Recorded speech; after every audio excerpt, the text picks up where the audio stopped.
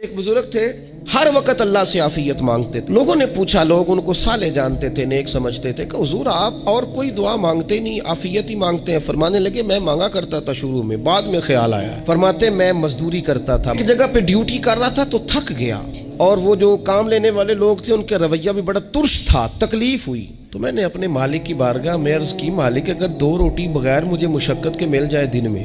کہتے ہیں میں نے یہ دعا مانگ لی، ذرا میں تھوڑا آگے بڑھا تو 2 بندے آپس میں لڑ رہے تھے، میں ان کی صلح کرانے کے لیے آگے بڑھا تو میں جس کو چھڑا رہا تھا دوسرے نے میرے اوپر ضرب لگا دی، میرا بھی سر پھٹ گیا۔ تھوڑی دیر کے بعد وہاں پولیس آ گئی، وہ تینوں کو لڑنے والا سمجھ کے اٹھا کے لے گئے، مجھے جیل ہو گئی۔ 2 روٹیاں بغیر مشقت کے روز ملنی شروع ہو گئی۔ کہتے ہیں وہ 2 روٹیاں روز ملتی، کوئی کام نہیں کرنا پڑتا، پر جیل ہو گئی۔ پھر کچھ عرصے کے بعد میں نے سوچا کہ یار یہ دعا تو قبول ہو گئی نا تیری، اب تو اگر اس پر کوئی الگ بات کرے گا تو وہ تو غلط کرے گا۔ کہتے پھر خود ہی میرے دل میں اللہ نے بات ڈالی اور میں نے عرض کی، مالک 2 روٹیاں نہیں، مجھے تو عافیت چاہیے۔ فرماتے پھر خدا نے کرم کیا، کہاں سے اسباب بنے میرے جیل سے چھوٹنے کے، کون کون میرے ضمانتی بنے اللہ ہی جانتا ہے۔ فرماتے ہیں دروازے بھی کھل گئے، رزق بھی ملتا ہے، صحت بھی میسر ہے، سجدہ بھی کر لیتا ہوں۔ اب سمجھ آئی ہے رب سے جب بھی مانگنا ہے عافیت ہی مانگنی۔ رمضان میں ہم نے قرآن پاک سے پیار کرنا ہے، قرآن پاک سے پیار کرنا ہے، صبح بھی تلاوت، دوپہر بھی تلاوت، بچوں کو ذوق دلانا ہے، شوق دلانا ہے۔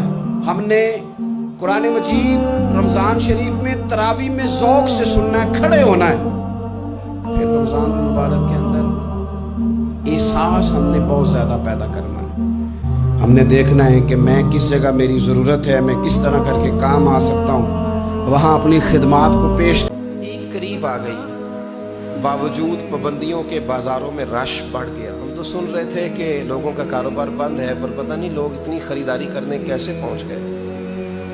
لیکن کچھ لوگ ایسے بھی ہیں جن سے میں نے دبے لفظوں میں پوچھا کہ سوٹ سلوا لیا ہے؟